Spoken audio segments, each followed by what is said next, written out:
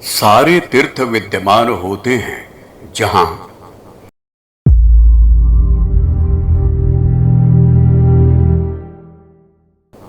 गुरु गीता की मंत्र शक्ति अमोघ है। इसका प्रयोग कभी विफल या असफल नहीं होता।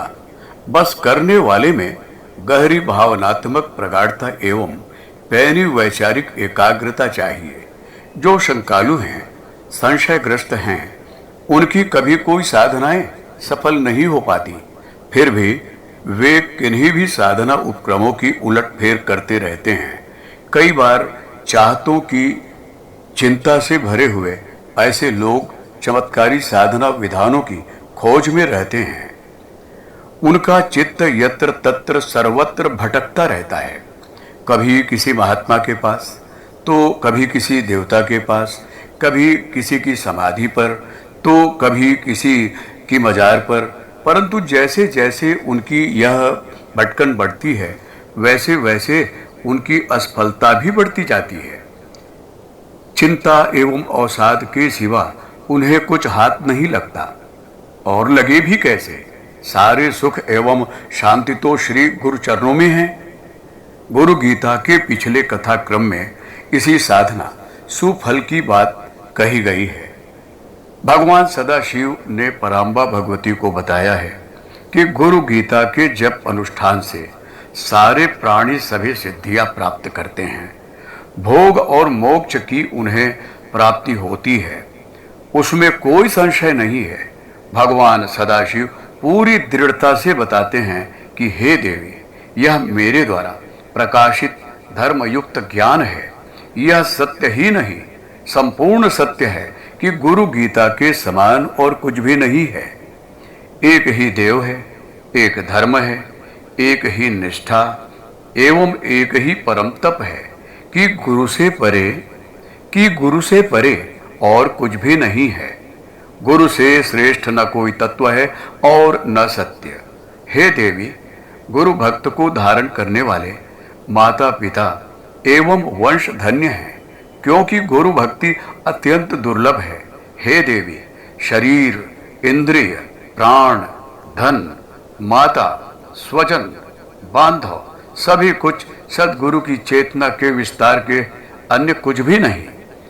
इस गुरु भक्ति कथा के अन्य आयाम बताते हुए भगवान भोलेनाथ कहते हैं, आकल्प जन्मना कोट्या जपत पौव्रतः क्रिया तत्सर्वं सफलम देवी गुरु संतोष मात्रतः विद्या तपो बले नैव मंद भाग्याश्च ये नराः गुरु सेवाम न कुर्वन्ति सत्यम सत्यम वरानने ब्रह्मा विष्णु महेशाश्च देवर्षि पितृकिन्नरा सिद्ध चारण यक्षाश्च अन्ये अपि मुनियो जना गुरु भावः परम तीर्थमन्य तीर्थम निरर्थकम सर्वतीर्थाश्रयम देवी पादांगुष्ठे च वर्तते जपेन जप मापनोति चानंत फल माप्रुयात् हीनम कर्मम त्यज्यन सर्वम स्थानानि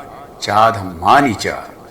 हे महादेवी, सदगुरु के संतोष मात्र से करोड़ों जन्मों के जप तप एवं व्रत आदि क्रियाएं सफल हो जाती हैं।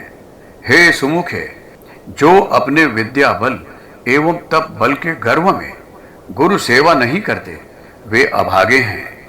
फिर ये स्वयं ब्रह्मा, विष्णु, महेश अथवा देवर्षि, पितर, किन्नर अथवा कोई भी क्यों न हो, यही नहीं सिद्ध चारण, यक्ष एवं मुनिजन भी गुरु सेवा से रहित होने पर हतभाग्य ही कहे जाएंगे। गुरु भाव परम तीर्थ है, इसके बिना अन्य सारे तीर्थ निरर्थक हैं। सत्य तो यह है कि सारे तीर्थ सद्गुरु देव के पांव के अंगूठे में आश्रय ग्रहण करते हैं। गुरु गीता का जप करने से मनुष्य निश्चित ही लाभ प्राप्त करता है। गुरु गीता का जप करने से मनुष्य निश्चित ही विजय लाभ प्राप्त करता है। उसे इस साधना से अनंत फल मिलता है। इसलिए उसे सभी हीन कर्मों का त्याग करके सभी अधम स्थानों का परित्याग करके इस श्रेष्ठ जप को करना चाहिए। भगवान शिव के इन वचनों का मर्म गहरा है। वे प्रभु कहते हैं कि गुरु गीता निश्चित ही सुफल देती है, परंतु इसके लिए हमें हीन कर्म एवं अधम स्थान का त्याग करना पड़ेगा। हीन कर्मों का परिचय तो शायद सभी को है। जो कर्म दूसरे को पीड़ा पहुंचाए, जिससे द्वेष दुर्भावना बढ़े, अथवा जो केवल स्वार्थ एवं अहम के वशीभूत हो किया जाए, वह कर्महीन ही होगा। ध्यान रहे, श्रेष्ठ उद्देश्यों से जुड़कर ही कोई कर्म श्रेष्ठ होता है, फिर वह जब तब ही क्यों न हो। राक्षस राज रावण महातांत्रिक था, उसे अनेक गुह्य साधनाओं का ज्ञान था, परंतु उसके उद्देश्य निकृष्ट थे। इन निकृष्ट उद्देश्यों के चलते उनके सभी कर्महीन हो गए और उसे अधोगति मिली। रही बात अधम स्थान की, तो अन्य कहीं नहीं, अपना ही कलुषित हृदय है। गुरु गीता का जप हृदय गुह्य में किया जाता है। यही यदि कलुषित हो तो फिर जप कैसे सफल होगा। इसलिए पहले हृदय के भावों का स्वच्छ होना अनिवार्य है। जो ऐसा कर पाते हैं, उनकी गुरु गीता साधना उन्हें प्रकाश, पवित्रता एवं पूर्णता के अनुदान देती है।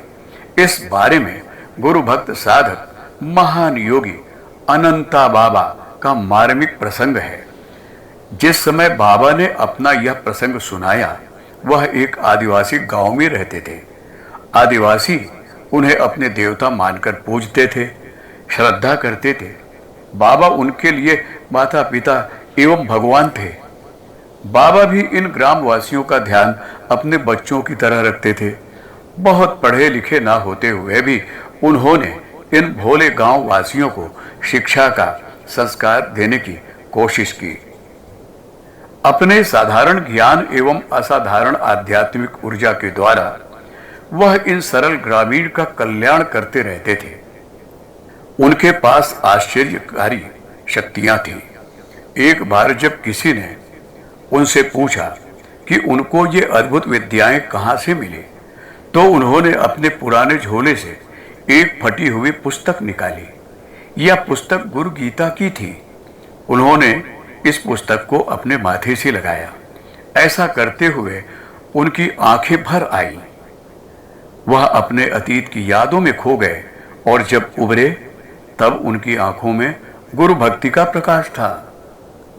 समूचे मुख पर श्रद्धा की अनोखी दीप्ति थी। अपनी स्मृतियों को कुरेदते हुए उन्होंने कहा कि बचपन से ही प्रभु ने मुझे अपना रखा था। शायद तभी उन्होंने मुझे संसार में रमने नहीं दिया। एक के बाद एक अनेक कष्ट मेरे जीवन में आते चले गए। छोटा ही था तब घाघरा नदी के बाढ़ में सब कुछ बह गया था। माता पिता, स्वजन परिजन, मुझे अपने कहने वाला कोई न था। बाढ़ मुझे भी बहा ले गई थी, पर मुझे जब होश आया तब मैंने स्वयं को एक सुनसान स्थान में बने शिव मंदिर में पाया। मेरा सिर एक वृद्ध महात्मा की गोद में था और वे बड़े प्यार से मेरे माथे पर हाथ फेर रहे थे। मेरे आंखें खोलने पर उन्होंने मेरी स्थिति जानी, कुछ हलवा खाने को दिया। कई दिन बाद जब मैं स्वस्थ हुआ तो उन्होंने मुझे पढ़ाना शुरू किया। संस्कृत व हिंदी का साधारण ज्ञान देने के बाद एक दिन उन्होंने मुझे गुरु गीता की पोथी थमाई और बोले, बेटा, इसी ने मेरा कल्याण किया है और यही तुम्हारा भी कल्याण करेगी। मेरा कोई शिष्य नहीं है, तुम भी नहीं हो सकते। भगवान भोलेनाथ सबके गुरु हैं, उन्हें ही अपना गुरु एवं ईश्वर मानो। गुरु गीता उन्हीं की वाणी है। इसकी साधना से उन सर्वेश्वर को प्रसन्न करो। इसी के साथ उन्होंने बताई गुरु गीता की पाठ विधि। साथ ही उन्होंने कहा कि कोई साधना कठिन तप एवं पवित्र भावना के बिना सफल नहीं होती। उन महान संत के सानिध्य में यह साधना चलती गई। अंतःकरण के कोणों में आध्यात्मिक उजाले की किरणें भरती गई। गुरु गीता की कृपा से सब कुछ स्वतः प्राप्त होता गया। समय के साथ अंतस की संवेदना इतनी व्यापक होती गई कि सभी कुछ स्वतः मिलता गया। जब उन महान संत ने अपना शरीर छोड़ा तब मैं वहां से चलकर यहां आ गया और जीव सेवा को ही शिव सेवा मान लिया। प्रभु की कृपा से मुझे सब कुछ सहज प्राप्त है। गुरु गीता के अंतर रहस्यों को जो भी जान लेगा उसे भी ऐसा ही दिव्य अनुदान मिल जाएगा। पुस्तक गुरु गीता, लेखक डॉक्टर प्रणव पंड्या।